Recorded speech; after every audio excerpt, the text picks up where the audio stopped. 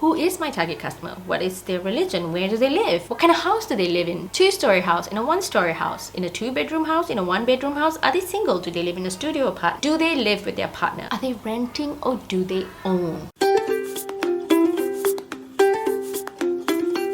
In today's episode, to lengthen our knowledge on branding, we're going to talk about how we are going to define our target customer. Let's go. So in my previous video, I mentioned branding is more than just having a logo. Branding is more than just colors and aesthetic look. It's about what the brand feels and what the brand is all about. So I'm going to give you two different brands and we're going to talk about these brands and see how we feel about them. Okay, so two brands that I know out there that a lot of people are familiar with is ZARA and H&M. And while the same person will shop from ZARA and H&M, they both have a very different feel and a very different aesthetic. So what is it that you think about when you think of ZARA? Like, ZARA is a more feminine feel. Yes, men shop from there too, but at the end of the day, it's a more feminine feel. You know ZARA is going to sell on-trend stuff, things that they saw on the runway, and they're going to copycat that stuff and sell it. Maybe it looks a bit different, but they're going to be very, very on-trend. H&M has a more feel like you would get your basics. You know, for me, that's how H&M feels like. That's where I'll get my jeans, my t-shirts, things that I can wear over and over again. So the reason I mention this is because we cannot just target everyone. We cannot say that I want everyone to come and buy my stuff, or I want all women to like my. As much as you'd like your business to start off selling to every single person, when you're creating your business and we're creating your business brand, you need to have a target market. Then when you sell, or when you create your items, or when you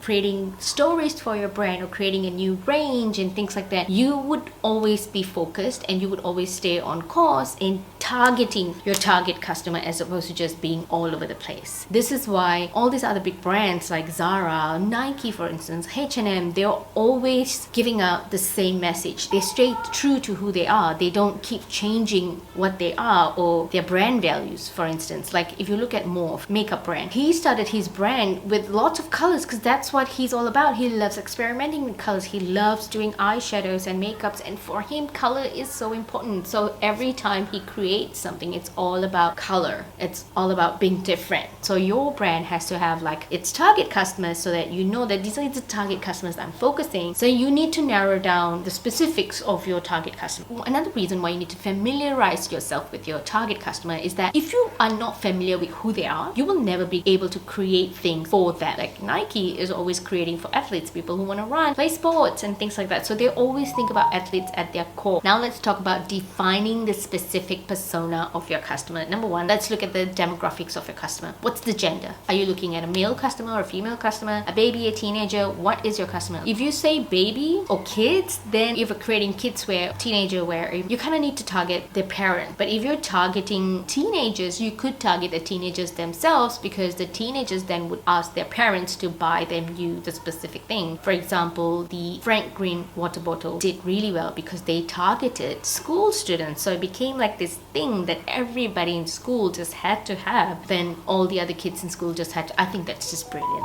Targeting the right people and then getting the right people to tell their parents and go and buy it. But if you were selling like baby clothes, you can't target babies. Babies don't really care what they wear. You want to target their parent. Maybe more so I would say the female parent, because statistics show that more female tend to take time off work to look after their babies than men. You might want to target customers. Your target customers should be female moms who've just had babies, or it could also be grandparents who love buying clothes for their kids. So those are your two target customers, but try to stick to just picking one for this time. The other thing that you need to think about is ethnicity. Yes, that's very important. It's not like you're being racist or anything, but what is the ethnicity? What are the kind of people that would actually buy your stuff? Like if your clothes are like out of the world, full of embroidery, very nice colors, I would target more like Latinos and maybe Indians, because they wear a lot of embroidery, they like that kind of colors. But if you like a lot of like silk and a lot of satins, then you might target more Asian market. Or if you like more Western look, your clothes are more for Western people, then target the Western customer. Another one is religion. Whether or not you believe this, sometimes religion does matter. A lot of the times it doesn't. Maybe you might want someone who's an atheist, but if you say you want someone who's an atheist, that's a religion right there. That's something that you need to put in there. Or you could say someone who's spiritual, or they're just not spiritual at all. They don't believe in any of that. There's the marital status. Is your target customer a single mom, or is it someone who's married, happily married, she's at home, she's now just busy looking after the kids? And also at what life stage she's at, meaning like, did she just have a baby, or is she having a second baby?